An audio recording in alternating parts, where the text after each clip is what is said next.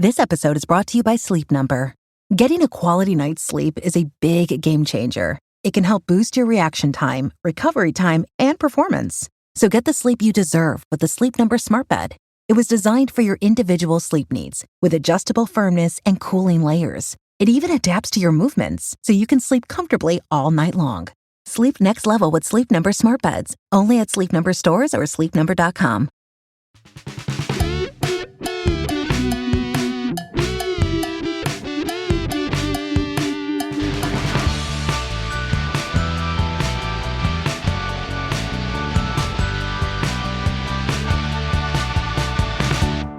Hail cheaters! Welcome to the Always Cheating Podcast, live on YouTube for the first time. I don't think because we've done a couple pods for our Patreon supporters live, haven't we, Brandon? But I think this is the first time we've actually done a proper, unless you count, FPL After Dark is like non-canon, right? That I would consider that like one of those Star Wars movies. Oh, sure. I'm thinking more of Baywatch Nights. Do you remember Baywatch Nights, where they tried to get David Hasselhoff like a job as a private investigator? FPL After Dark for the true fans. They can find that on our YouTube channel. But this episode, as you'll hear on our audio stream, is our effort to kind of do simultaneous audio and video, so you can go and watch this episode on our YouTube channel, youtube.com/alwayscheating.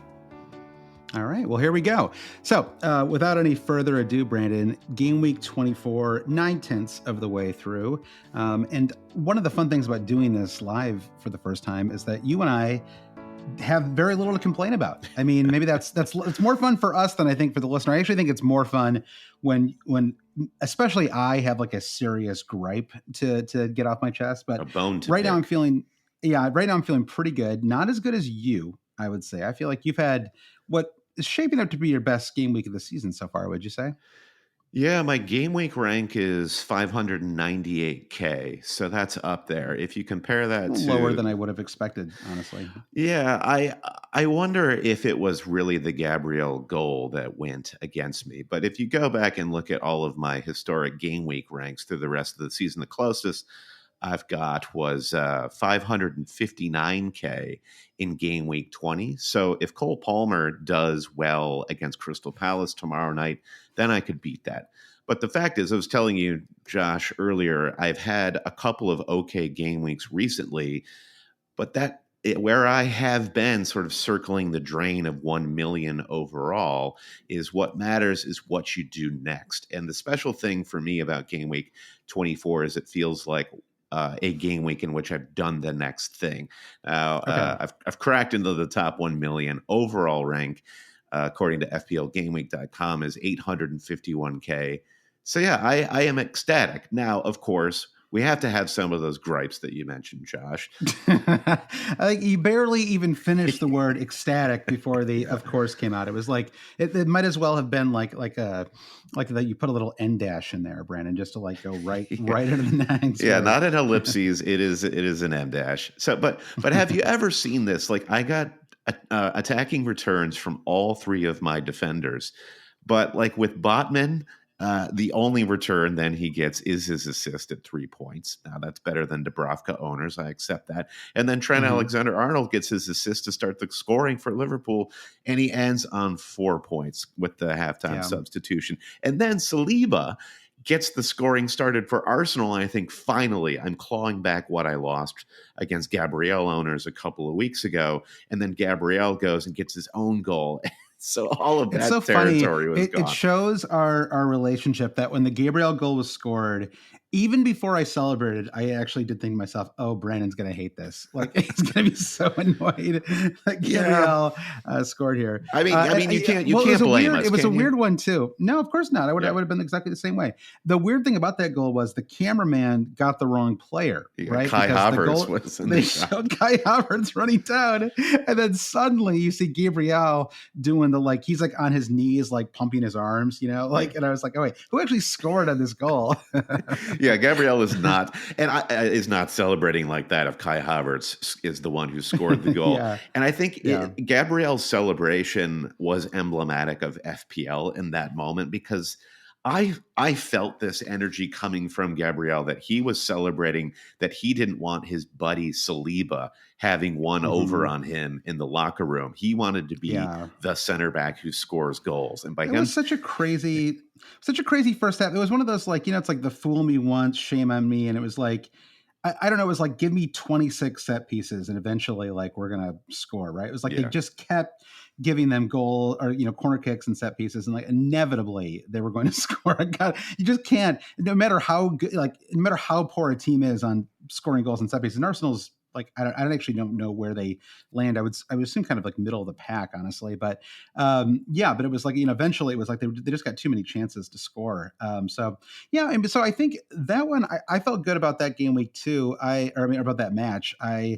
We both have Saka, and so for him to get a brace, it kind of, I felt like he was kind of getting into that, like, remember like a couple years ago when Harry Kane was in this zone where he was consistently getting attacking returns, but they were in the like 6 to 9 point range every single time. And like when Saka scored the second, I was like, oh, right. Like it's possible for him to have like a 15-point return. And so that, that felt really good. And even though his ownership's high enough, I mean, if you go to Live FPL or any of these places, I mean, you can see that it was still very helpful, right? I mean, that 20-25%, I mean, when there's a lot of parity, that can make a huge difference, right? And I certainly saw a rank jump as a result of that. And going into this game week, a lot of people felt they were under pressure to get in Diogo Jota and Saka, like, to your point, he just wasn't getting those high ceiling returns. And I think a lot of managers would have dumped him for that reason. And you have like Cole Palmer to play against Palace on Monday is less likely to be transferred out just because he's such great value. So I wonder, like, I see in our personal mini league with our pals, I was up to like 50% ownership on, or at least I was getting 50% of Saka's points, which is really quite good for a premium asset at this level. Yeah. Absolutely. So, why don't you share your screen though, Brandon, just because take advantage of this, this opportunity. All right, here we go. So here's you can actually see, this is interesting, where I started game week 1 at 865K, and I'm shaping up to be around 850. So this could be my best overall rank at the end of this game week since we started the season, which is really great. So 77 points is where I'm at right now. If you want to add in the Saka, +2, +2 for Saka. Now here you see the murderer's row of defensive attacking returns. Botman with the assist, and Newcastle's issue obviously is that they cannot keep the goals out. So you really have to have Schär right now if you're going to, well, actually Trippier, honestly, is the guy to have. I just don't really see how he works in the budget. 3 goals for Schär, though, in the last 3 matches. Kind of insane. Yeah, so I guess he probably has more points than Trippier over the last month. I mean, certainly he does. But Leno with 3 points, I think, was a pretty decent haul for a goalkeeper this week. My condolences to all Areola starters who he ended Areola up. / Dubravka. It's funny because I don't know if I've made an in-season goalkeeper transfer in probably multiple years. I mean, honestly, like maybe I did it, as a result of like an injury or something like that. But I hadn't made like an actual like rage transfer for a goalkeeper in a long time. And I basically did that with I moved Flecken out for Dubravka maybe 7 or 8 weeks ago. And it just only further goes to show that you just should not be messing around and wasting transfers on goalkeeper transfers, because it is really worked out poorly. And Flecken keeps, I don't know, must be like maybe his 3rd clean sheet of the season and away to Wolves. And I actually don't even know if I would have started him. I probably would have talked myself into starting Areola if I still had him. But he got the 10-point performance in the Man City match as well. And it's just, are there any good goals? There was actually a question from someone in the Discord about whether there are any good goalkeeper options this season. And it is really hard to find one, right? Yeah. And you sort of, because you're talking about attacking returns from defenders, but you just even look at this weekend, right? There were 3 teams that had like a fairly good shot of keeping a clean sheet. Man City, Arsenal, and Liverpool. And our Arsenal were a little lower than that, but Liverpool conceded, and Man City didn't actually, although they had a couple of big chances. There was an offside goal, and I like when that there were, I don't know if you remember this, the offside goal late, but I was like, oh, of course, like I was like, of course, this is going to happen. But they did not. But they have their own problems, which is it's almost the reverse problem where you can maybe get a clean sheet from their defenders occasionally, but you can't get any kind of attacking returns, right? And now that Kyle Walker is this sort of risky asset, right? It's just unclear if he's going to start twice in the double game week. It's just very hard, I think, to find any defenders. I mean, I suppose you did get a bonus point from Ederson. So if you started him, congrats. But I mean, does anyone have Ederson? I feel like Ederson is like, that does not feel like a move I would recommend. That it's just a little too much money. Yeah, Ederson is kind of a naive move to the advantage of naive managers. I think if you were new to the game this season and you were looking at and you were paying attention to the double game week schedule, you'd think, hey, Ederson feels like a pretty great move. And so we're behind those naive managers, Josh, I think is what we're seeing. We'll see if City can keep it up.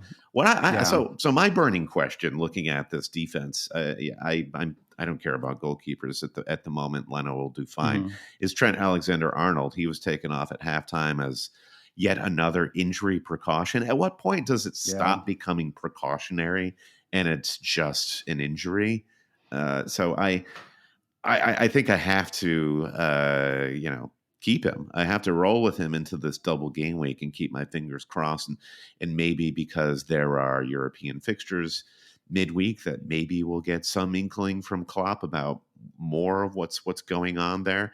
Let's see. So Liverpool's next match is actually against Luton Town.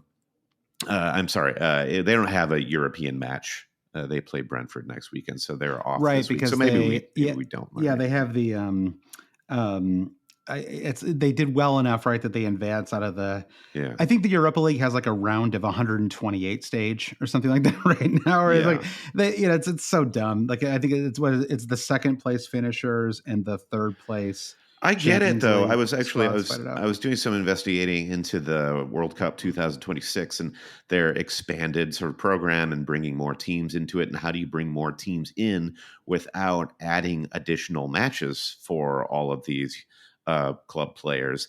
And the way you do that is to give the teams who qualify top of their group a bye during that round. So in that sense, it does make sense to me, even though FIFA's not going to do that actually for World Cup. They're going to just extend it by 10 days. So, I mean, if you were me though, Josh, you'd hold on to Trent and just keep your fingers crossed. Well, yeah, I think so. I mean, I guess the boring answer is I would just not do anything until we got some kind of press conference update. Right. And maybe we'll get some more out of Klopp. I mean, his answer yesterday kind of post-match and those kind of post-match press conferences are always they need to be taken kind of, in some ways they can actually honestly be quite honest in those and just say, well, we took him off and we don't know. Right. And I think that was kind of effectively what he said, which is that he felt something. We've got to be cautious with him. I have a question for you about this, which is, and I guess it sort of is relevant for Liverpool generally, which is, how seriously does Klopp take this League Cup final? Like, is it something that does he really care about winning it? I'm sort of viewing this a little bit through the context of Liverpool losing that Arsenal match a couple of weeks ago, right? And so they really they're in a pretty tricky spot in terms of the, kind of top of the table. So does he, I don't know, because it feels like it's going to be tricky, right? You've got Salah coming back. You've got Trent with this knee injury. You've got even someone like Robertson, who's been sort of nursing injuries himself, kind of all season, really, with him. So you have all of these players that are various levels of injuries. You have someone like Darwin, who maybe could come off the bench in one of these matches, right? He's got this foot problem still, or he did anyway. So does he treat the midweek Luton match? Does he sort of go a little lighter in that match, right? And sort of put a little more energy, kind of save a little bit in the keep something in the holster for the League Cup final, or does he just go all out with all three matches and just play his best squad for the next three games? If he rests anybody, it would be against Luton Town. I think he takes the Chelsea League Cup final very seriously. This is his last season at Liverpool. He will want. Wait, what? Yeah. In case you haven't heard, welcome to 2024, Josh.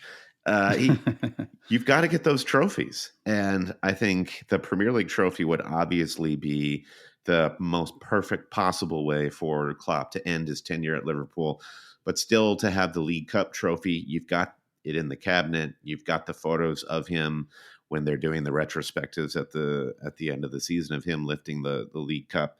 I think he's got to go for it. And it's not like Chelsea aren't there just for the taking. If they go in with the full strength lineup, it may be a 60-minute match for that full strength lineup against Chelsea. So I don't know how much risk is involved going all in on the League Cup final.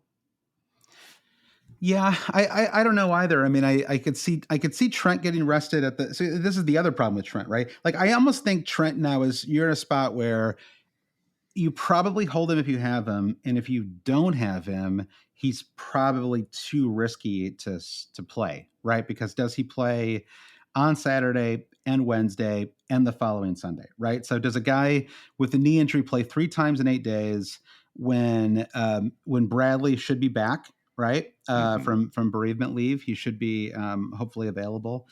Sorry if it seemed to anyone like we were making light of that last week. We really weren't. I was just sort of teasing Brandon because he was sort of making a joke about why Bradley was gone, and then we found out and I had no idea the reason why. Yeah, you had no exactly. You had no idea. And so it was just I was the Liverpool Echo hadn't hit my mailbox yet. Exactly, and like all friends, like all old friends, if I have an opportunity to make you look bad, I'm going to leap at it because that is one of my great pleasures in life. So, but he should be back and available, and I could just see him starting this Luton match, and we've seen this before, right? I'm trying to, I'm remembering this is several years ago now, but Liverpool were competitive place in the league, and they had a midweek match, possibly before the League Cup final. I can't remember, but it was Everton, right? And so you had Merseyside derby, a match where you would assume that Klopp would take it, extremely seriously, and he ended up playing a pretty weak squad in that match, and they still won. And so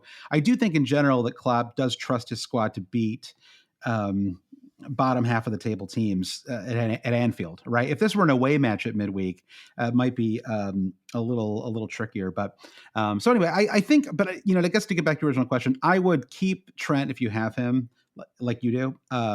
But I would say if I was at all kind of getting tempted by bringing him in, I'm maybe just like, now it just feels like it's just not worth the risk, especially because they don't play in 26, right? And so it's like, to bring him in, I don't even have enough money with any of my players. I have to take him in for a hit. And then suddenly I've got something like 4 players who don't play in 26, right? Maybe possibly 5.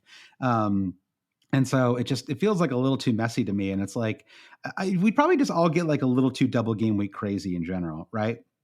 Like I'll share how my team looks for 25 in a second. And it looks good. Like it's the kind of, like if it weren't for a double game week, I'd be in like, don't make a transfer territory. Right. And so, which pride before the fall here, Josh, be careful what you say. But I'm almost like, I'm like immediately, my point is I'm going to do something. Like I have a team that like I would look good as it is, but I'm going to screw it up because I need at least one more player for the double. I can't resist. Right. So here, why don't I, before we do that though, why don't I just quickly share my team for 24 as well. So please, we can talk through it. Go right ahead. Oh, good. Yeah. I do not think that's a controversial opinion. Say if you're not a Trent owner, he's totally off the table. I think that he's going to be far from people's thoughts heading into this game week. So I agree. And I think maybe like it feels at this point that 6 points might be Trent's ceiling going into this game week. Well, I mean, I don't know if I'd go that low. I mean, he only played 45 minutes and he could have been on 6 or 7 in that match. I mean, talk about one of the great lucky moments for me this weekend was going into the end of the match, the end of the Liverpool match.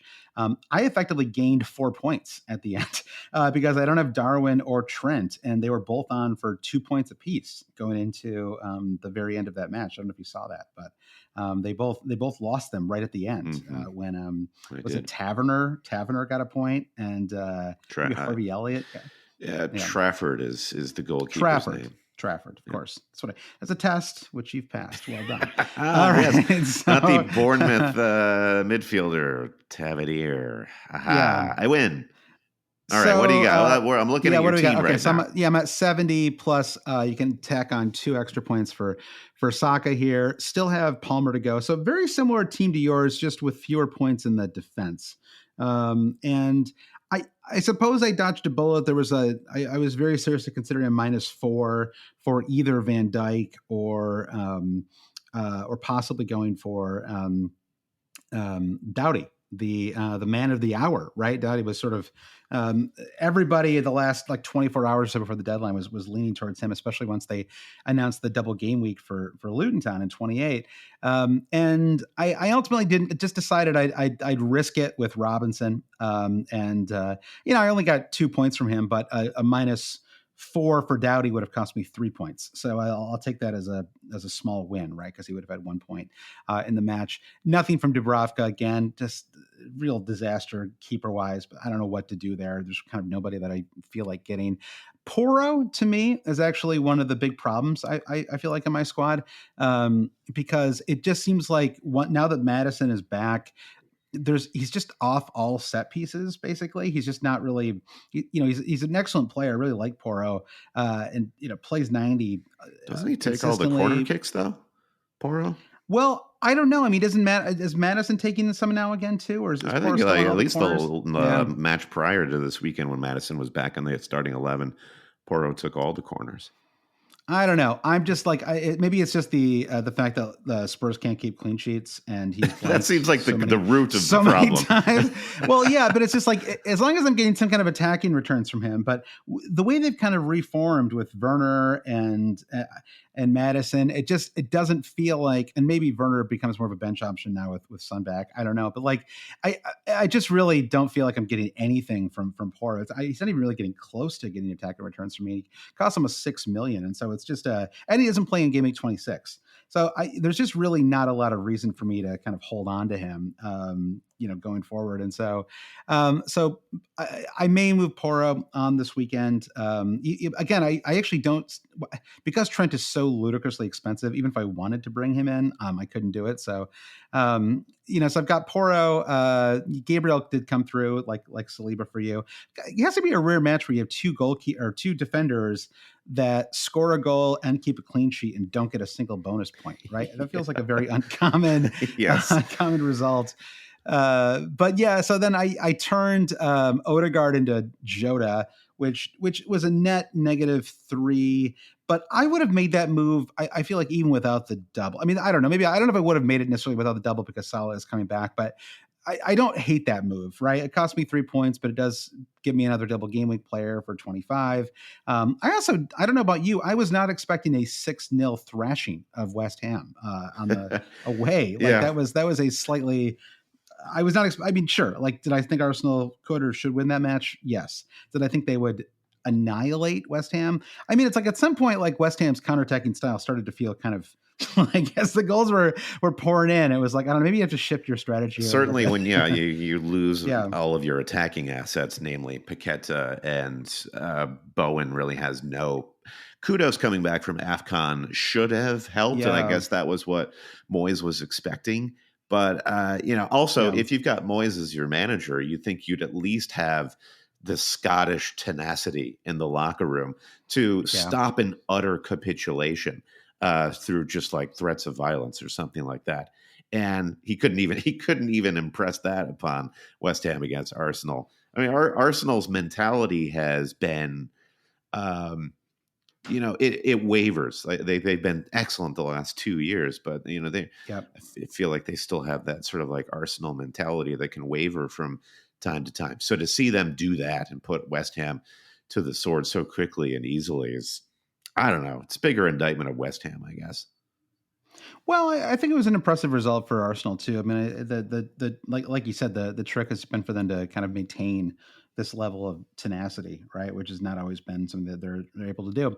But just FPL wise, I think, we're sort of bearing the lead in some ways here. I mean, we got, so we both got points from defender. Saka came through. Jota whatever 7-pointer, had even more chances. Oh Certainly yeah, could who have did we captain in the double-digit. end? Both of us. Good question. Right.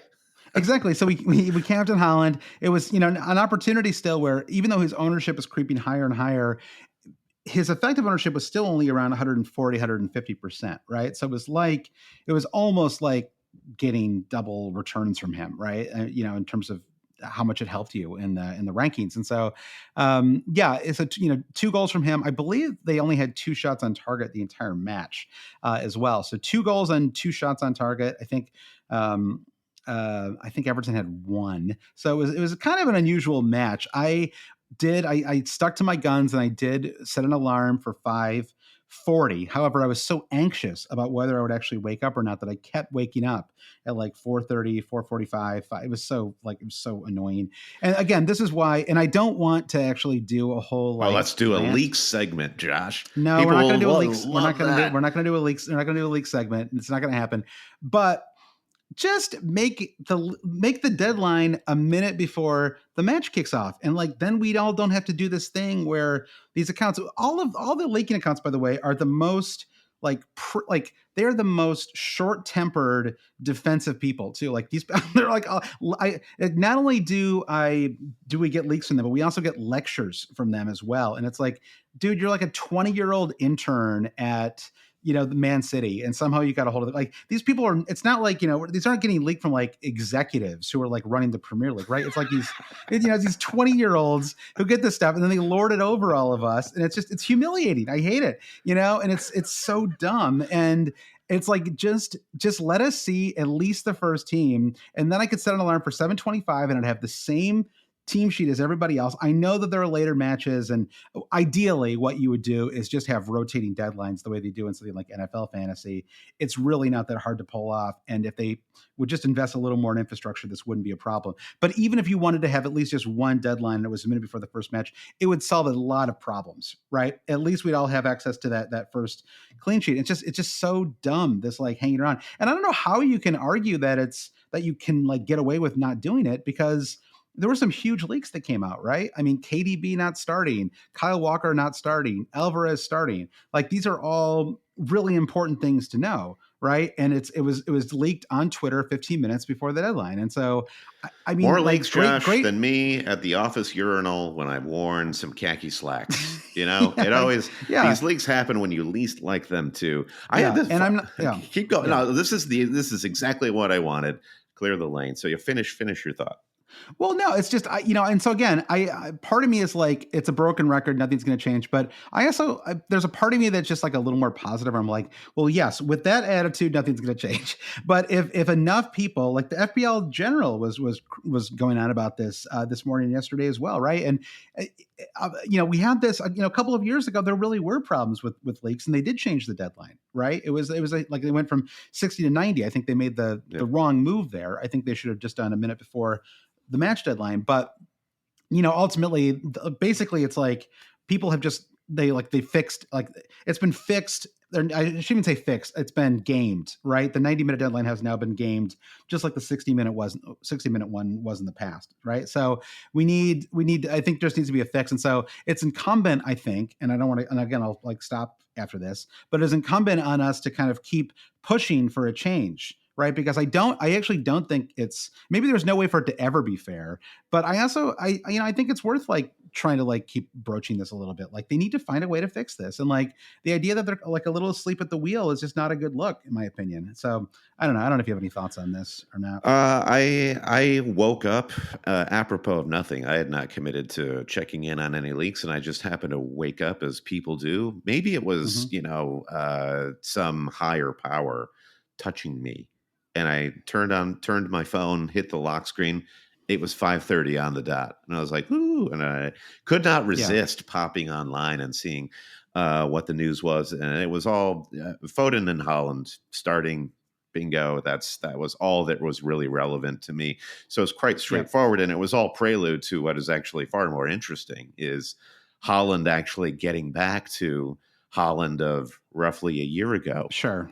And it was it was not the first goal that he scored, which was, some bit of fortune for the ball to break to him. It was an incredible finish on his non-traditional right foot, but it was the second goal which gave me flashbacks to a fit De Bruyne and a fit Haaland at the start of last season, where Haaland breaks the line, De Bruyne's pass breaks the line, and Haaland just explodes Braithwaite like he's in some sort of atom smasher, and puts it on his left for an elegant finish over the goalkeeper. So I thought it was kind of silly just prior to that moment to even consider triple captain for Erling Haaland going into game week 25. And just seeing that, you have to actually give it a little bit of thought now. Well, I know. I mean, this is where we are. So I guess we can just get right into it, Brandon, which is, are you planning to, and I'm going to pull up just as we're talking here, I'm going to share my game week 25 squad just, before I've made any transfers, just so we have something to look at besides our beautiful faces on the screen here, Brandon. So, are you currently planning to triple captain Erling Haaland for 25? No, not at this time. And I don't know why. I don't know why. Like it's a reverse. You totally zigged when I thought you were going to zag. That's interesting content. That's how it's made. Just a little peek behind the curtain. Yeah. And I don't know why I wouldn't. I guess the reason why you wouldn't triple captain Haaland is that you believe there will be a better opportunity in the future. And this is, I don't know if it's procrastination, if it's some form of optimism. Now, one form of optimism is just like, hey, I think Haaland's going to haul in 25. I'm going to triple captain him. And the other version of optimism is, hey, Haaland will always haul, and I will always have this moment. But here we are. We have 2 home fixtures. Chelsea's defense is trash. Apologies to anyone who cares about that. And Brentford are in a pretty good run of form right now, but their defense is sub-trash. It has anything to do with the renaissance of Flecken. So no, and like Wolves. I mean, I don't know what the XG was for Wolves in that match, but I mean, they certainly had their chances. It was a little. I mean, they did score 1 goal, right? It was like one of those marginal, very, very marginally, yes. Yep. So I guess based on what I have just said, I should be triple captaining Haaland, and I guess I don't have what's the reason to not do it? I would pose to you. I don't know. I mean, I guess if he started and played 90 in the Champions League match, I think it's on Tuesday, maybe there's a chance he doesn't play. Right, they're away Copenhagen, just for the record. Away Copenhagen in the Champions League round of 16. So, even then, it feels like it's a Tuesday match. He probably, because he's fully rested, right? It's not like it's not like it's a muscle injury or something, right? I don't know how much risk there is of re-aggravation of this kind of ankle injury from playing too much. I think it's more like for what Pep described, it was more like a pain. Like it was on the bone, not the muscle, right? Yeah, exactly. I'm sorry. Yeah, it was on the bone. Yeah, right. But like KDB has a hamstring problem, right? Yeah. That is the kind of thing that can be aggravated by overuse, right? And so that is why he's a little more likely to be substituted off or come on, come off early and things like that. So for me, I have not actually gone ahead and actually done the triple captain, the bus team triple captain yet. I always get scared because I know you can turn it off, but it's like, should I do it? Well, yeah. I've just done it. Oh my God. Wow. That's extreme, dude. It's been saved. You can see the white C. I have put my money where my mouth is, Brandon. Triple captain on Erling. I'm feeling something Haaland right now. Mm-hmm. I'm buzzing. Me too. That's an exciting moment for. No, I'm going to keep it. I saved it and everything, Brandon. Your voice is quivering. So I think that I do. Okay, so here's my squad though, right, for 26. I mean, okay, so Dubravka, whatever. I mean, what am I going to do there? Like, I'm sure he's going to concede, but like, it's home to Bournemouth. It's done. We now have the Gordon situation, right, where he is completely fine, and I don't really understand this like debate over whether or not we can call Eddie Howe a liar. Like, it's not he a is debate. A liar. Yes, like, yes. It's not a debate. It's been well documented. Yeah. It's a legitimate debate over whether it's a problem that he lies. Like I will happily discuss that, and whether there's like whether it's a concern that Eddie Howe doesn't tell the truth. As far as I can tell, that is fine. Actually, you can just say literally anything you want with no consequences, and you can quite literally lie, and it's fine. So listen. If the system isn't going to punish Howe, then I'm not going to. Here in the Always Shooting podcast, what you're not allowed to do in press conferences, right, is slag off the referees. So you can't say, "Oh, that ref was terrible." So I wonder if Eddie Howe could use this lying thing to his advantage, and he could just say, "Oh, the referees were the best. That was the best refereeing display I've ever seen." And you know me, Eddie Howe, I never lie. And then they can't find him. They can't find him for anything. Yeah. So Gordon, at least I didn't start Gordon, because he did start and play 90 and blank in that one. But it actually, in some ways, makes decisions a little bit easier for me this week, right? Because I don't have to solve an injured player problem, right? So looking at my squad, the moves that would make some sense to me here are, honestly, the only one that I really love would be Watkins to Darwin or Ivan Toney. Otherwise, what other moves am I making that are so good? I mean, I guess a Stupinan could turn into a Liverpool defender or something like that, but it's Sheffield away. I mean, it's really quite a good fixture for him, right? Mm-hmm. So that, like, is it really worth dropping a Stupinan for a -4 for Sheffield away? I don't feel great about that one. Gabriel, Burnley away. That, to me, I mean, Arsenal is surely going to have one of the best clean sheet possibilities going into 25. So I don't love dropping him for. I mean, again, it's not that I wouldn't drop Gabriel for a hit, but if I dropped another keeper for a hit, I would effectively not be starting him, right? So it's kind of the same idea. Pedro Porro, Wolves at home. Again, it's like, sure, I could move him to. I mean, a Liverpool defender I don't feel great about, because I do think that Brentford have a good chance of scoring a goal right in that Saturday match. And Man City, it's like, who do I pick? I guess. Well, I couldn't even bring one in, right, unless I made some other changes on my squad. And I have this trio, right? They're all clustered over here on the left side of my screen, Brandon. I've got Alvarez, Haaland, and Foden. And my feeling now is I just keep all three, and I just kind of take my chances, because Alvarez, I don't know, he probably won't start one of those two matches. Maybe he does. He's always starting. It doesn't matter. Yeah, I know. I saw somebody on Twitter say that yesterday. It was like, Alvarez is a lock and nobody wants to believe it. And it kind of like, what can we say, right? I mean, how few matches has he? I mean, going back, I don't think Alvarez he's missed a single start. Yeah, he is. Alvarez has started literally every single game this season. So suddenly we're just sure that he's only going to start one of two. There's no chance he doesn't start both, right? Like, there's no way that Alvarez would come to the bench in 2 consecutive matches. That just feels impossible to me, right? So, so I just don't know. I know who's not starting in his place, and that is Nunez, the transfer from Wolverhampton. What's his Mateus Nunez? Mateus Nunez. Have you seen a worse midfield display? It was like, dude, you got to start. Yeah. This is your chance. Like, apparently Pep doesn't like you. Nobody likes you here. And he does that with the 60 minutes that he's given against Everton. It was like hilarious.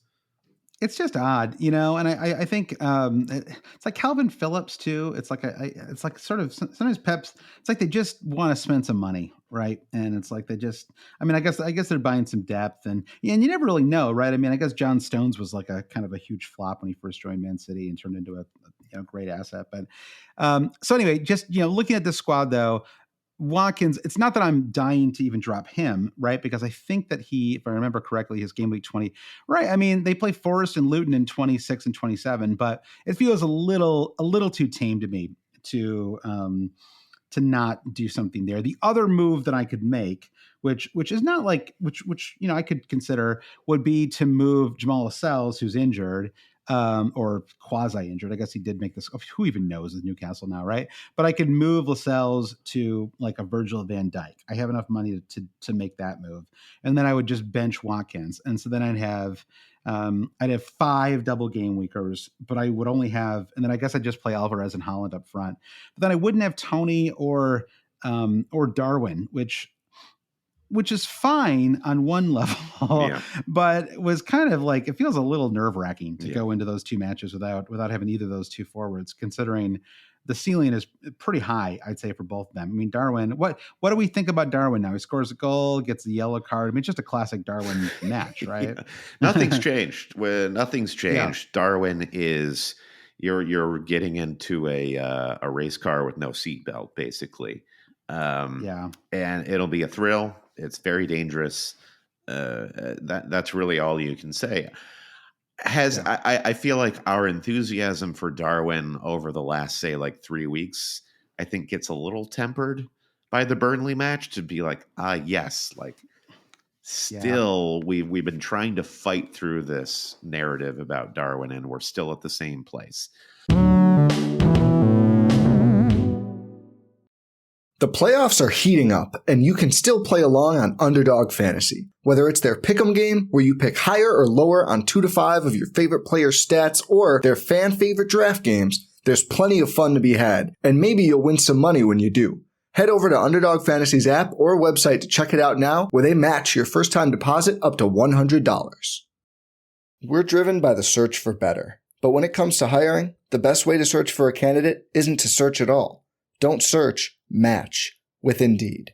Indeed is your matching and hiring platform with over 350 million global monthly visitors, according to Indeed data, and a matching engine that helps you find quality candidates fast. Leveraging over 140 million qualifications and preferences every day, Indeed's matching engine is constantly learning from your preferences.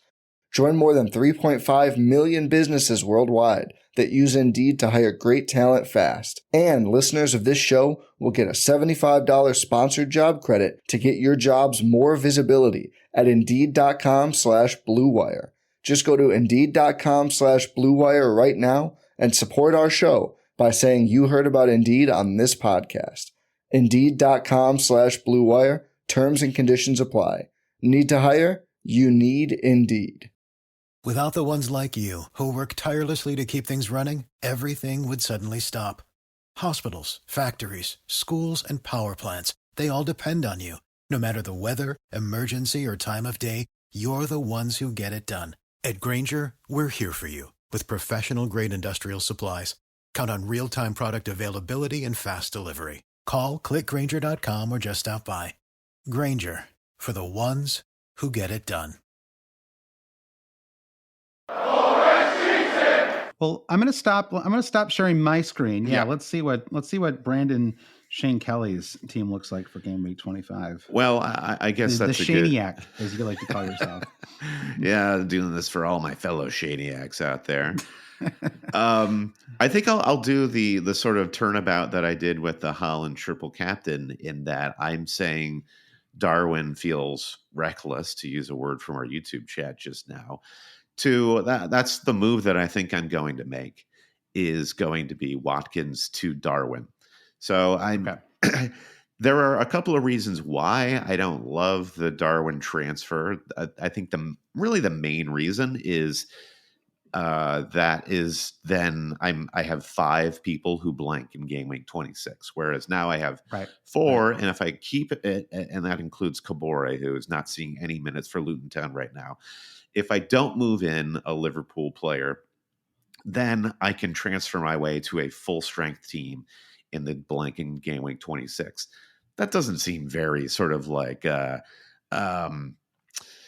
MFFA. It doesn't. It doesn't feel fun for one. And listen, I'm in a position where I'm not trying to defend some lead that I have in fantasy. I need more points, and the double game week is really our opportunity to do that, because there aren't really any breakout foreign players right now that we can use.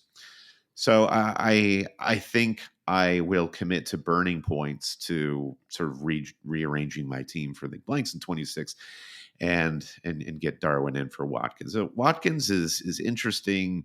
Let's see if you can see his fixtures coming up are decent enough. I mean, to transfer him out for a match at the Cottage, Fulham are playing pretty well at the Cottage right now. I think their result against Bournemouth was pretty solid and pretty emphatic.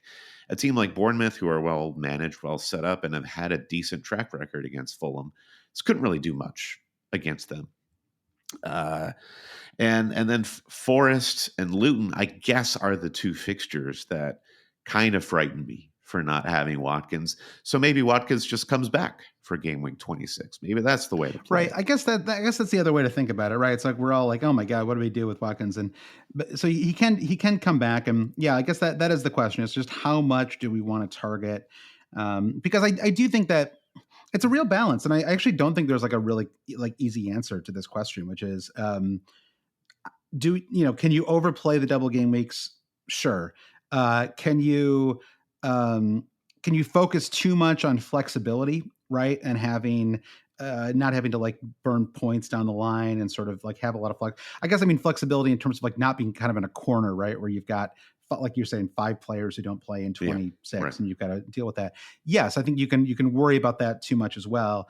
It's really like a team dependent thing. I think that the Trent issue is definitely a problem, right? If he actually is out for the week, then you're probably going to just have to take a hit this week. And I think that is probably, inevitable. I think, what do you think about have you considered any Luton players? Did you get caught up in the Luton hype storm this week? You must have. I mean, we all considered Doughty at one point, didn't we? Like, it was how could we not? I love Doughty. I mean, Doughty has been a pick for more than a month at this point.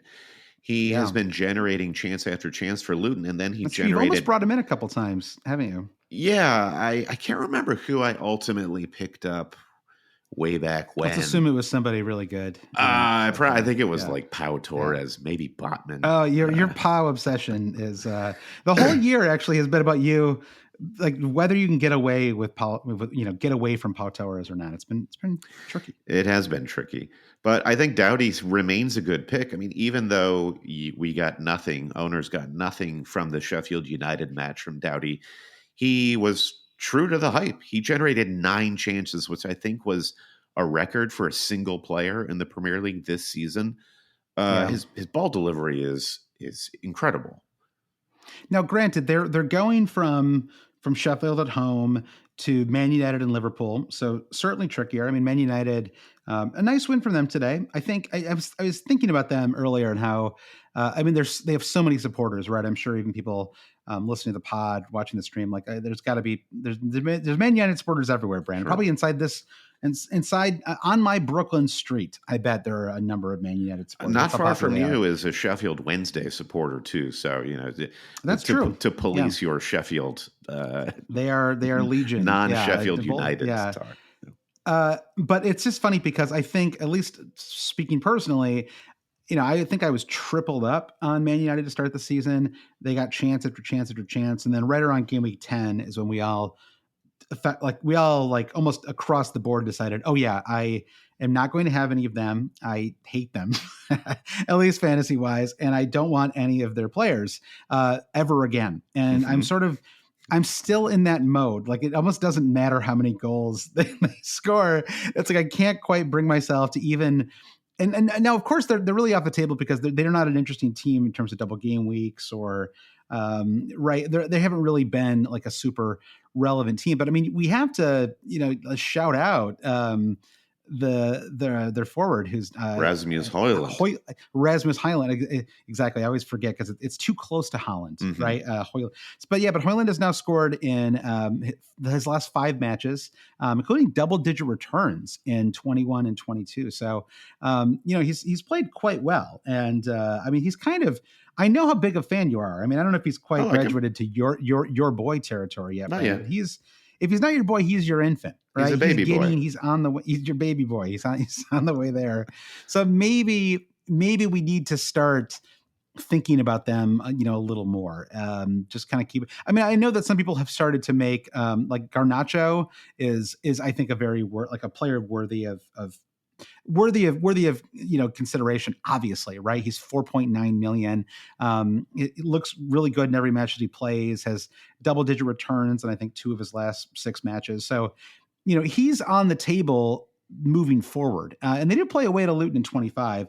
It's just like, I don't know, like if you were going to bring in, it doesn't feel like the right week for someone like Garnacho because you could get a Luton player, right? You get Ross Barkley for I think the exact same price, and that's just a little more fun, right? Because you would get 2 doubles from him in the next 4 weeks. But I don't even really know why I'm going on about Man United. It's just like I think me right now talking for 90 seconds on Man United is the longest you and I have talked about Man United since probably November of 2023. So good win today. There was a moment at the end of the Villa match where Haaland took off his top and gave it to a Manchester United kid, and who happened to be in a wheelchair, and he was wearing a scarf that had Garnacho, a picture of Garnacho's face on the scarf. And I don't know why, but I felt so certain that Haaland thought that it was a picture of him on that kid's scarf. And that's why he gave him his top. So, let's investigate that. Maybe he loves Garnacho. I don't know. Like maybe they've got like a amazing connection. Wouldn't that be cool if like Haaland and Garnacho were like inseparable off the pitch? Like that's, I want that to be true. Was it Jota and Neves at Wolves who just hung out at the local tea shop in Wolverhampton together? And it was Jota and Neves. It was they found a little Portuguese tea shop. This is many years ago, but it's such a beautiful image of the two of them just hanging out at this little tea shop. All right, Brandon, just to round out my team and my thinking. Yep. Last night, which would have been Saturday night, I had exact money to do Solanke to Darwin. That would have been the most elegant move because I think Solanke's form is perhaps more questionable than Watkins at the moment, and his fixtures are I guess just not as appealing with Newcastle, City just in the immediate future. Right. Game week 29 and the double for Solanke feels far away, given all these decisions that we have yet to come. But I now have to take a hit if I want to turn Solanke into Darwin. So I think the more elegant move is Watkins. And I think that really does sound fun. I'm going to preach the gospel of fun with Darwin Nunez going into game week 25. Okay. If we do hear, Josh, that Alexander-Arnold is out this week, I will burn 4 and turn him into Doughty. Okay. What about Ivan Toney, though? Is there any thought to Toney instead of Darwin? Because I think you can make he outscored Darwin this week.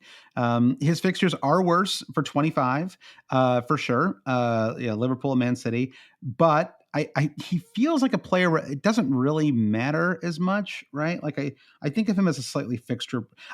Obviously, all things considered, you'd rather play the easier team, but no chance of rotation, right? Going to play the full 90 in both these matches, whereas Darwin has a little bit of rotation risk. But possibly even more importantly, right, is that Darwin doesn't play in 26 and Ivan Toney does play in 26 away to West Ham. West Ham team just conceded 6 goals to Arsenal. So he plays in 26, right? So that means that if you are not planning to hold Darwin long-term, then you are true. You're banking a -4, right, for Darwin out. So the question is, how confident are we that Darwin outscores Toney by 4 points in game week 25? I would say I don't feel super confident in that. And I don't know how anyone could be that in love. Oh gosh, I just realized now that you're a Canadian, I'm seeing your Fubo all over your match, baby, Fubo TV for the win. Yeah, that's hilarious. Wow, I mean, why even show it if they're all in the same? I think it's not like great spread question. around. Yeah, you just have Fubo, and then you can just have the little parenthesis, like Ibid, whatever. Yeah. Anyway, but I think that Toney, okay, let's talk about floors and ceilings here. Okay. So the floor for for Darwin, I would say is like 3 points, right? That'd be 2 blanks and a yellow card in one of those matches, or maybe coming on late. The ceiling is pretty high. I'd say the ceiling is, let's give him 5 and 1, and let's give him 11 and another. I don't know. Let's give him 16 points as a ceiling. That's just like a random kind Sounds of right. 8 points in each match, let's say 16 points. So 3 to 16 points. That's his range there. Okay. So let's look at Ivan Toney. Floor is 4 points, right? You could even argue that it's higher because I could just see him getting a tackle return in one of these two matches. But let's say let's keep that low floor too. So floor is 4 points.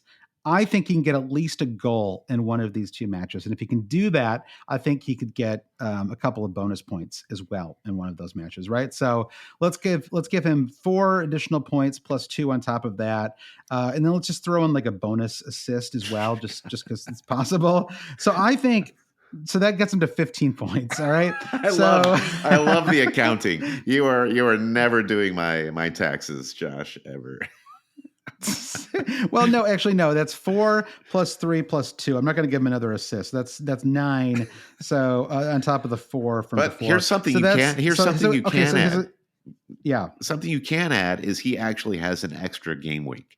It's almost like he has a triple game week because Darwin doesn't play in 26. Exactly. So now that I did my math here, as you can see on my notebook, Brandon. So the range for Darwin, 3 points to 16 points. The range for Toney is 4 points to 13 points, right? Okay. So if they were both to hit their ceiling, you would prefer to have Toney over Darwin because that's a savings of 1 point, right? Now, of course, whether he's more likely to hit his ceiling or not, I don't know. But I don't know. I just think it's tricky. That's for the rest of you to figure out. Yeah, I do think that Darwin probably starts both matches. I think that he is a slightly better option than Ivan Toney. However, there's no way for me to.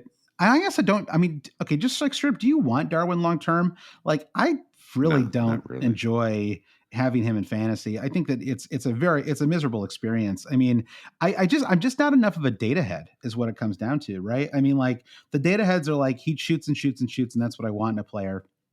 For those of us who care about watching these matches and making some kind of like eye test assessment, it's just absolutely maddening, right? Because yes, I can see all the good stuff, but I also just see him psych himself out and overhit and just sort of like get in over his skis, constantly, where he just stresses himself out and just kind of, right. Like I hope he never takes a pen again, for example, right. It's just not, he gets too amped up. The missed pen is kind of a dagger into the double game week, I think, because what Toney has is guaranteed pens and he is excellent at converting them.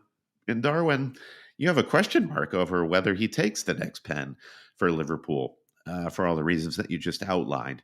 If Darwin had made that pen 2 game weeks ago, then you would feel more certain that he would take the next one, even convert it, and it gets him closer into. It gets him farther ahead from Toney in this debate. Yeah. All right. Well, I think that I'm going to spend a couple more days thinking about it. I think that I kind of want. I don't know. I just think it's tricky. I suppose I ultimately kind of do want Darwin. But I really don't want to be in a position where I add yet another player that I'm going to have to drop in 26. And so I think for me, I'm probably going to get one more Liverpool player, but probably not 2, because the situation for me right now is that if I bring in 2 Liverpool players, right? So I have 3 Liverpool players. That means I've got 3. So that's 3 players who don't play in 26. Plus Cole Palmer, right? So that's 4. Plus Pedro Porro, that's 5. Plus Jamal Lascelles, right? Because I can't count on him starting either. So that's 6. So I'm down 6 players that don't play in 26. If I bring in 2 Liverpool players. If I bring in 1, I'm still at 5, which isn't great. So it actually is an argument for just going ahead and taking a -4. Right. Because might as well just get another double game week player and, and then just sort of give myself like a chance basically to kind of get a huge match from somebody. Right. Like maybe I bring in Van Dijk and he scores a header or something like that. I don't know. I think, okay. So we're talking about like the big names here.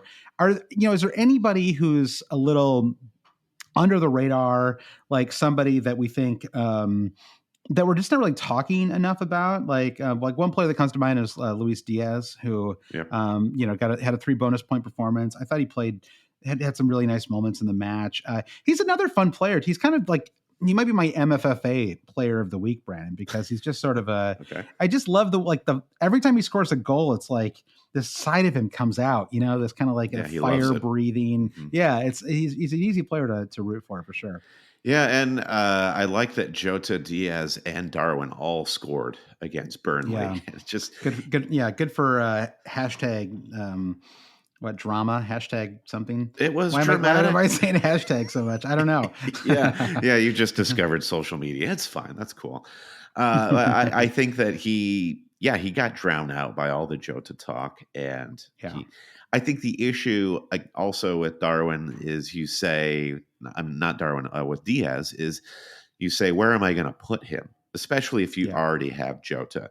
So Saka, a City midfielder, whether it's De Bruyne or Foden, plus the immovable object that is Cole Palmer, that I don't even, this is like, I have told everyone who has asked me, should I bench Palmer? I have told them never bench this man. I will consider benching him in game week 25, though I don't think I really will. No. That's wild. I mean, I'm not only am I considering benching him, I'm considering just straight up dropping him because he doesn't play in 26 either. There would be the reason to, if you could turn Palmer into Luis Diaz, that's a very interesting move, I think. Yeah, which I could, and so that would be one possibility as well. Would just go that route again. It feels like, is it too clever? That's the only worry, right? It's like Darwin's right there, even Toney is right there, and then I'm kind of going with Diaz. Like it's sort of, I don't know. What about like anyone else? Like, there are no other Brentford players besides Ivan Toney, right? That we would consider. What are we going to talk about? Norgard here? I don't see that happening. Let's see. Let me actually bring up a screen of the Brentford players, and we can do just like a quick shopping trip there. Here we go. Vamp for me, Josh. Well, yeah, I was going to say, shout out to the Russell Crowe comparison that I got in the comments. What? Okay. Yeah. No, you should. You should be saying that more often, Brandon, because that is something that I should be cultivating more. I need to perform my own version of 30 odd foot of grunts. That's the remember 30 odd foot of grunts, the Russell Crowe bar bands that I used to bring that up all the time. Was it grunts or grunt? A singular grunt. I think it was with an S, but I don't know. We'll look that up later. Yeah. Let's look it up later. Well, fair enough, Mr. Angry Guy in a Car. That was the last Russell Crowe movie, right? Where he was just like a road rage guy. Do you suffer from road rage? He was in The Pope's Exorcist. That was I still actually want to see that. Actually, that looks like a fun movie. All right, check out these Brentford players. That was some excellent vamping there, Josh. Thank you for that. Yeah, you're welcome. Yeah. So we've got Mbomo, not fit. I guess Matthias Jensen is the midfielder who I guess has put up the best fantasy points, but the returns are few and far between. He's had 1 assist since game week 12. Yeah. So get that off my screen. It's hideous. Yeah. There's nobody, right? I mean, there's let's just make it very simple. There's nobody. I mean, the problem is the only double, again, this goes back to 26 and how your team is set up, but the only double game weekers that play in 26 are the Man City ones, right? Luton don't play, Chelsea don't play, and obviously Liverpool don't play either. And so I think that does create a huge dilemma, right? Because, I mean, Luton at least is a little more acceptable, I think, because you're getting that bonus double, right? So it's if you bring in Ross Barkley or Alfie Doughty, you create a little problem for yourself in 26, but then you do have home Villa in 27. So, like it would have been a worse fixture 10, 15 weeks ago, but now I think that's okay. They could possibly win that given their improved form. Palace away. I mean, Palace have just decided they're going to basically, I don't even really know, just kind of write it out and hope they don't I mean, like it's a weird whatever's going on there, right? We'll see. We'll see how they look tomorrow. And then and then they have I mean, and then the Palace away was one of two matches in the double for 28, right? Palace away, Bournemouth away. So I think that Ross Barkley is a player that I would consider. He's just shooting so much, right? He's available for cheap. Has had a nice run, 3 attacking returns in his last 5 matches. So 2 goals and 2 assists for him. Only 3 goals and 4 assists on the season, but he didn't really play much until about midway through the season. That's when he sort of locked in a spot in the starting 11. I mean, Ross Barkley is sort of infamously a real extreme high, extreme low type of player, right? Like can have a couple of absolute stand-up matches and then just blanks for 10 weeks in a row, right? Like, I mean, he's been in the Premier League for a long, long time, Brandon. I mean, going back, he was getting minutes as far back as 2011, 2012, which I think is the first year you and I actually started doing, I guess maybe it was 10, 11 when we started doing, but so going all the way back to then, and then he, and then he kind of disappeared for a while, but he's had some moments. He got double-digit assists back in 16, 17. And you were telling me earlier, you remember every single one of those 11 assists in 16, 17, which is playing incredible. Constantly in my mind. It's a nightmare. Yeah, I don't know if you want to go through them one by one. Oh yeah. If it's constantly playing in your mind, I don't want you to have to relive that. So let's not. I have go through that. Trauma basically. The body keeps the score, especially when all you think about are Ross Barkley. It's a haunting expression. I wish you didn't use it all of the time, but I think that it's the case I'd make for Ross Barkley is the one I made to myself about Thomas Souček months ago. Was going back to the whole benching of Cole Palmer. When you when you're faced with benching dilemmas every game week deadline, it's good to have a fifth midfielder who is good for something, but you don't totally respect. And that's Thomas Souček for me. Like him as a player, but I don't totally respect him as a fantasy asset. But I'm not mad when he works his way into my starting 11 or comes off the bench. Same with Ross Barkley. And that frees your mind up to not have to constantly question, do I start a player like Cole Palmer who gets into this form? So I like I like a guy like Ross Barkley who alleviates you of benching headaches and non-double game weeks.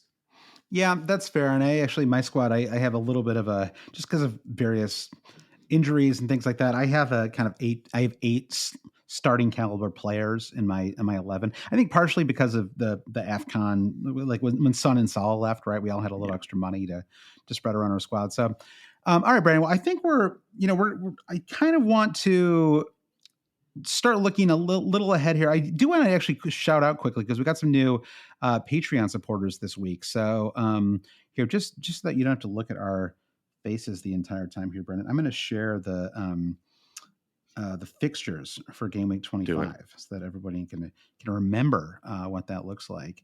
All right. So we have, but before we do that, Brendan, I want to quickly shout out. We started the Premier League, non-Premier League kit contest on Saturday. So that was our kickoff, our second half league for new patrons. I don't know where you and I are doing that. We've got to be doing okay. You might be near the top. You're having a spectacular start. So congrats to you. Good time to do well, right?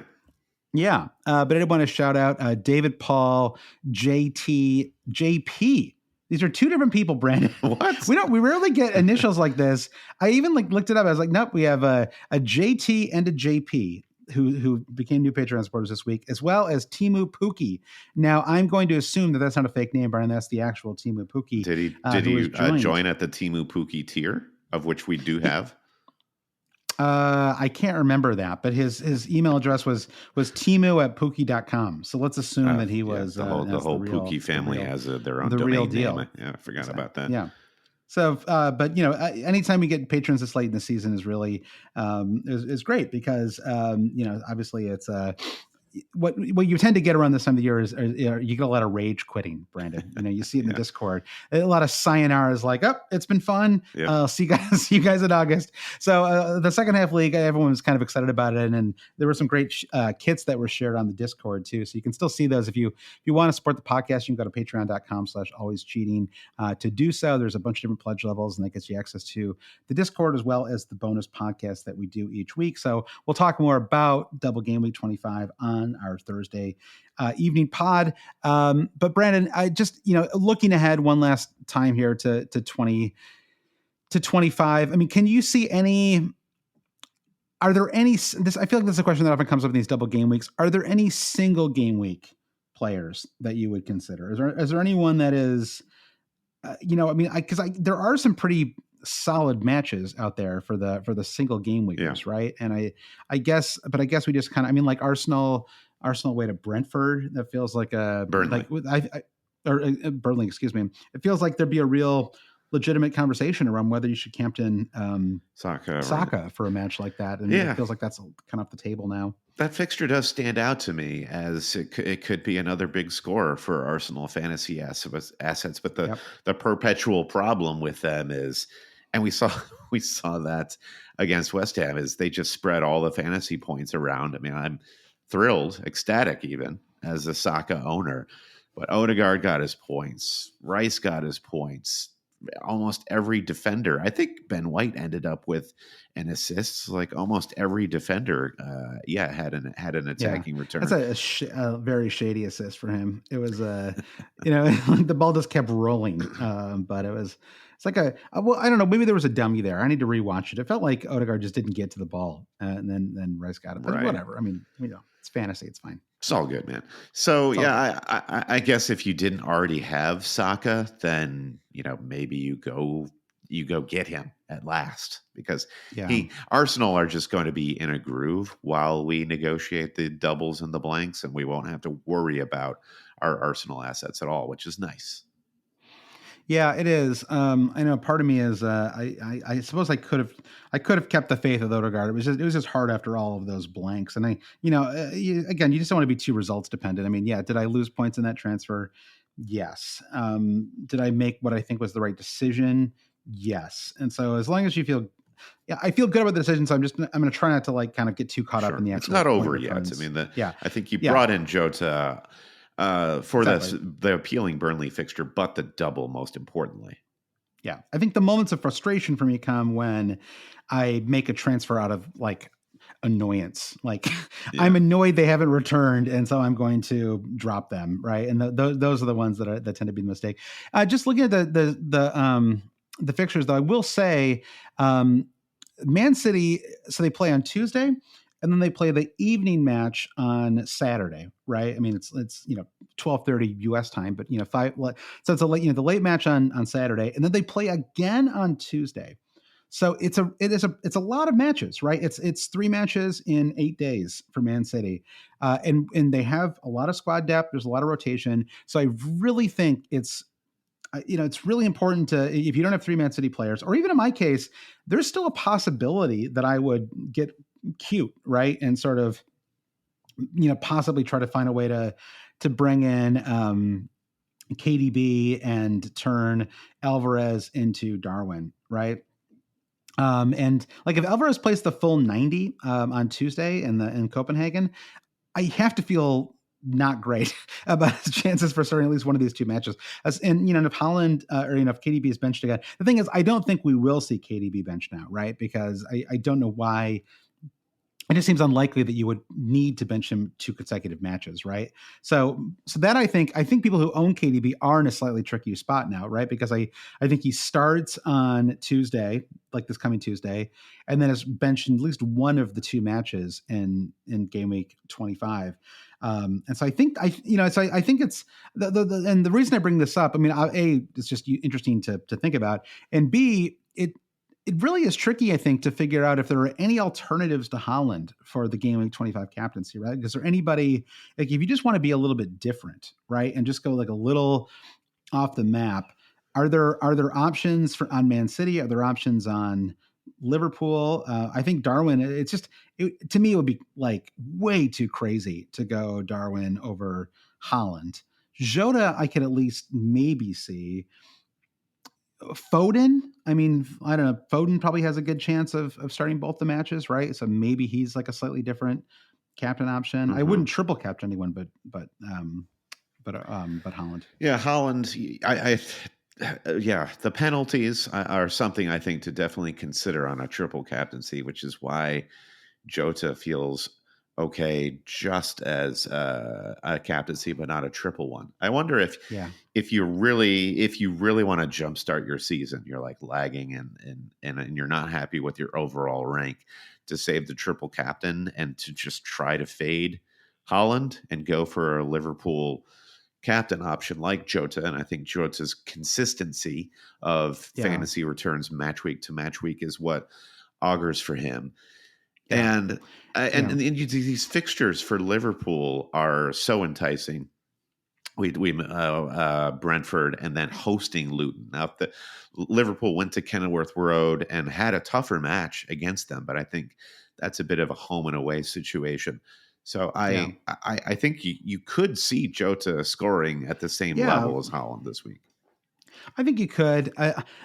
And I'll be full disclosure. I will be captaining Haaland, and in fact, I will almost certainly be triple captaining Haaland this week. You love a thought exercise, though, Josh.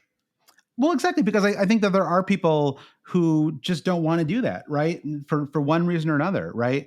I mean, not always because, and partially sometimes it's because there are people who just, the fun of the game is to be a little bit different, right? And sort of consider some possibilities. So I think I think Foden would be somebody, maybe, just because he's so funny because we saw in the Everton match, it felt like he didn't touch the ball. Like, I feel like I think he played the full 90, or maybe, I don't know, maybe he got subbed off late, but he was pulling the strings, man. Yeah, the guy behind the guy behind the guy. Yeah, pulling the strings in a match where Man City got 2 shots. So I don't know what that says about his awesome string. I mean, I guess they had probably more shots than that. 2 shots on target anyway. I thought Doku was whatever. Like, it was fine. He wasn't really doing much once he got the ball on the left. But, he wasn't doing much. He was absolutely roasting the entire left side of the pitch. Every shot was blocked. Yeah, you can't be so results oriented though.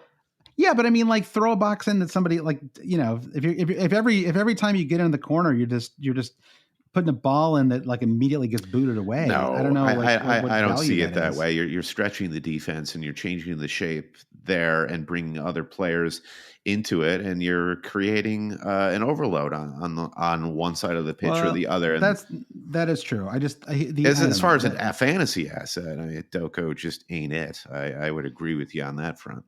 Sure. Yeah. A little too, like a little bit like Grealish last year, right? Yeah. Kind of the same thing where Grealish got tons of minutes and it didn't really turn into a fantasy asset. So yeah, I think we're still in the same spot. I think that you could make an argument for, Ake. Is there any, would you consider Ake? Is he is he the one, maybe? He's the one consistent starter, and he's I guess he's like the only outlet for a Man City defender who gets attacking returns. There is rotation now with the fullbacks. Guardiola has never been a totally consistent starter, and Walker is suddenly, after all the news stories about him, is become a risk. Akanji finally gets a start and doesn't even make it to the 60th minute. Yeah.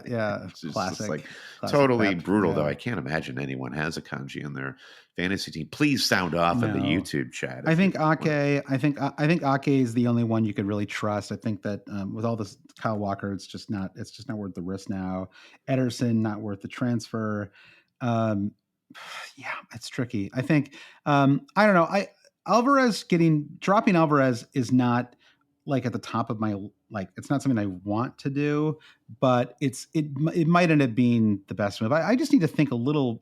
I need to spend the next couple of days thinking through what I want to, how I can make them, because I just don't want to be in a situation where I go all in 25 and then 26 rolls around and it's like absolute chaos, right? And I'm just like, oh my God, I need at least a -8 to field even a full 11 here. And maybe, honestly, maybe the answer is you just field 10 players. Right. I mean, God, how many times this season have I had 10 defenders or what felt like 10 players because I got a 0 from a defender, right? That happens practically every week so far this season. So, so I'm not overly worried about that.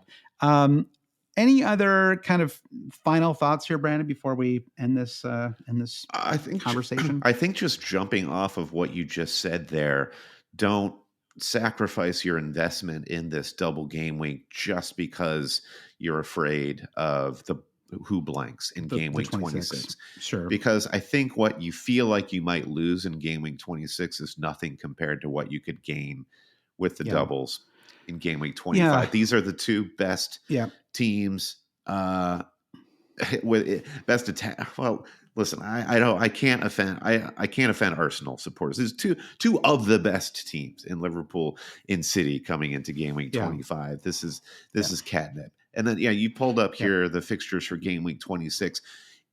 I think with blanks, you could just look at how could you take current superstars in your fantasy team to just totally maximize 26, even with like 9 players. You hit the captaincy. Like if we captain Haaland and he gets a brace against Bournemouth in game week 26, you'll do fine. You will probably get a green arrow through game week 26. So all right, well, I'm not worried. I'm not stressed. Ooh, I'm too stressed. I'm too blessed to be stressed, man.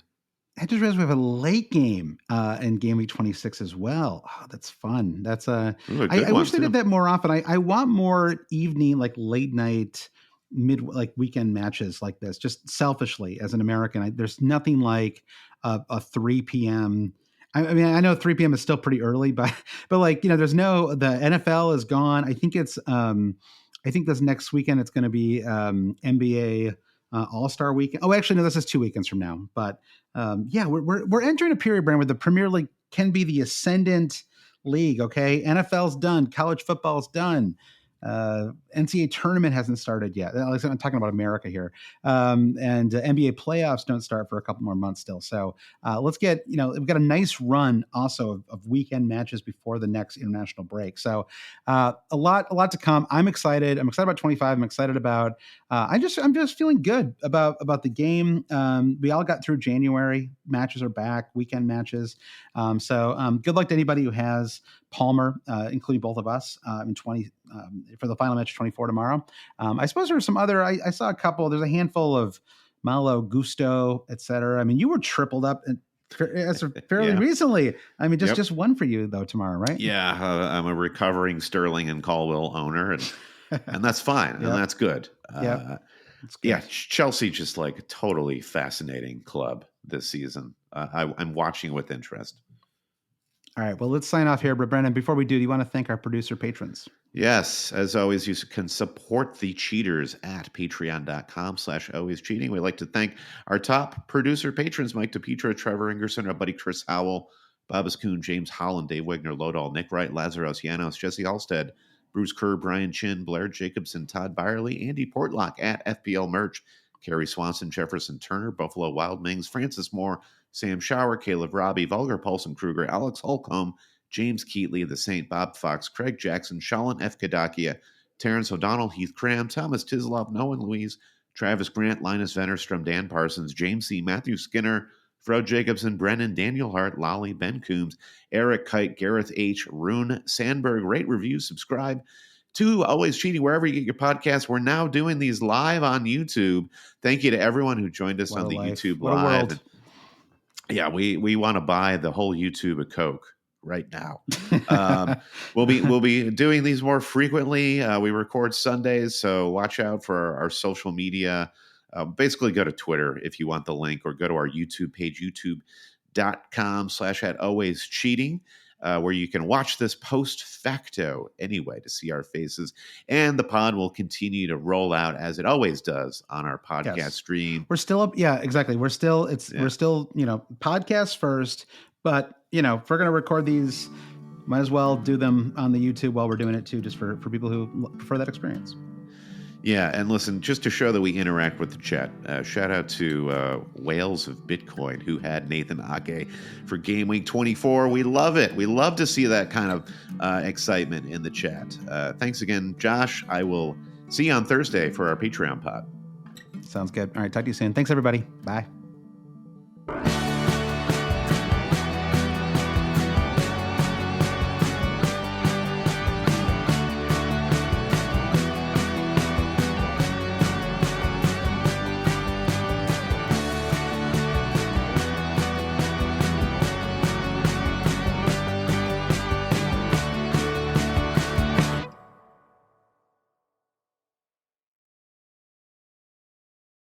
The playoffs are heating up, and you can still play along on Underdog Fantasy. Whether it's their pick'em game, where you pick higher or lower on 2 to 5 of your favorite players' stats, or their fan favorite draft games, there's plenty of fun to be had, and maybe you'll win some money when you do.